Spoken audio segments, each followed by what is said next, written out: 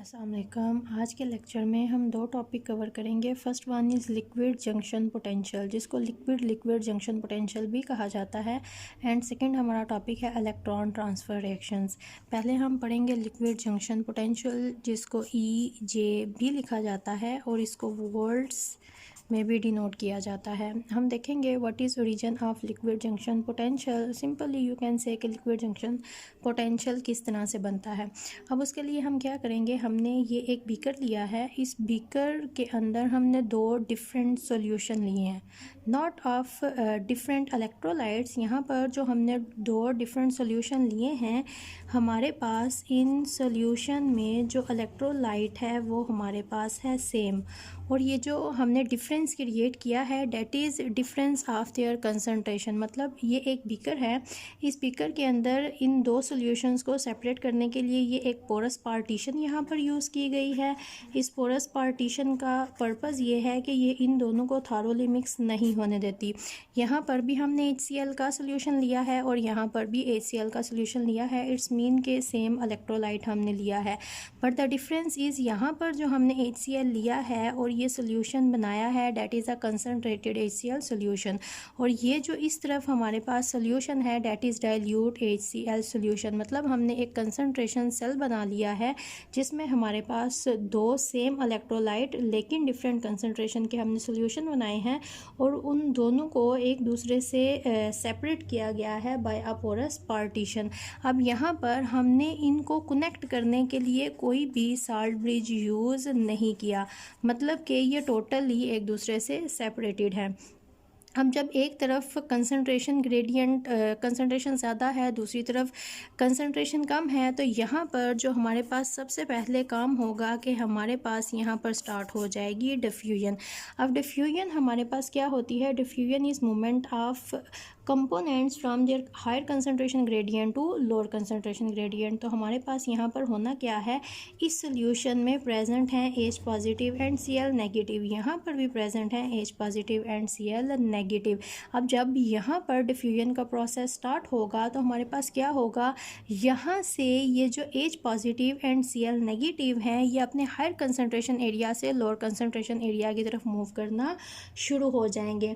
अब ये जो हमारे पास यहाँ पर डिफ्यूजन हो रही है, द पॉइंट इज़ ये डिफ्यूजन डिपेंड करती है, और ये डिफ्यूजन किस पे डिपेंड करती है, ये डिफ्यूजन डिपेंड करती है वेलोसिटी पे।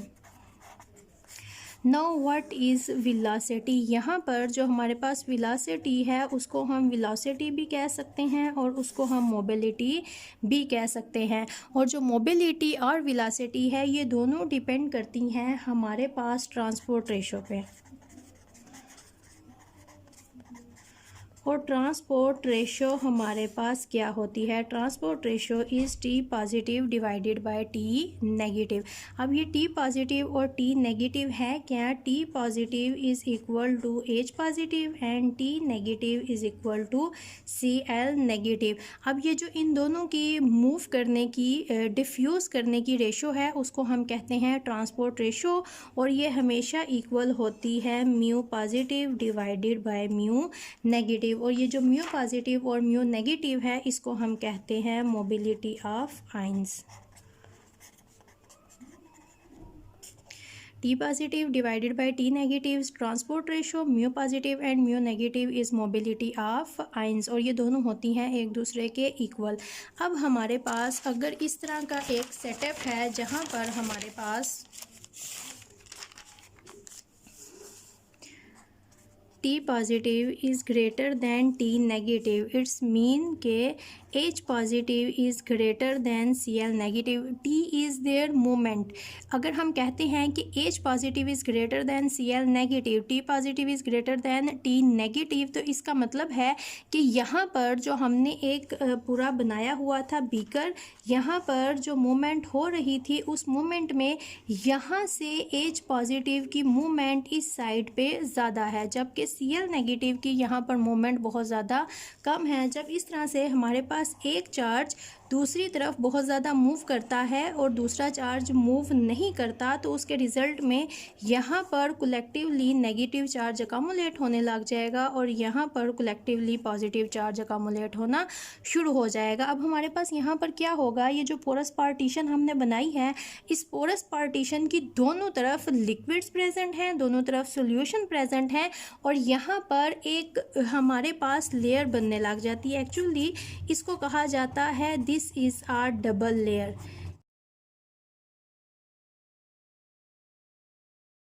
एक हमारे पास ये लेयर है पूरी नेगेटिव चार्ज की, दूसरी हमारे पास ये लेयर है पूरी पॉजिटिव चार्जेस की। इसको कहा जाता है डबल लेयर जंक्शन या फिर इसको कहा जाता है लिक्विड जंक्शन, जिसको EJ से भी डिनोट किया जाता है और इसको वर्ड्स में भी लिखा जाता है। This is our liquid junction. जब हमारे पास एक तरफ कंसंट्रेशन ज़्यादा होती है, दूसरी तरफ कंसंट्रेशन कम होती है और डिफ्यूजन स्टार्ट हो जाती है, तो हमारे पास होता क्या है, पॉजिटिव एंड नेगेटिव दोनों चार्जेस में से किसी एक चार्ज का जो डिफ्यूजन रेट है, ट्रांसपोर्ट नंबर है, वो हमारे पास रेशो में डिफरेंस आता है। एक की ज़्यादा होती है, एक की कम होती है, जिसके मुकाबले में जो सेंटर में पोरस पार्टीशन है उसकी साइड पे एक चार्ज अकामुलेट होना शुरू होकर पूरी एक लेयर बना देता है और दूसरी तरफ दूसरा चार्ज अकामुलेट होकर एन अदर चार्ज लेयर बना देता है। डबल लेयर्स बन जाती हैं जिनको हम लिक्विड जंक्शन पोटेंशियल कहते हैं या सिंपली लिक्विड जंक्शन पोटेंशियल भी कहा जाता है। अब अगर हम बात करते हैं जो हमारे पास है लिक्विड जंक्शन पोटेंशियल, उसका जो मैग्नीट्यूड है ये डायरेक्टली डिपेंड करता है हमारी ट्रांसपोर्ट नंबर पे, which is T positive divided by T negative.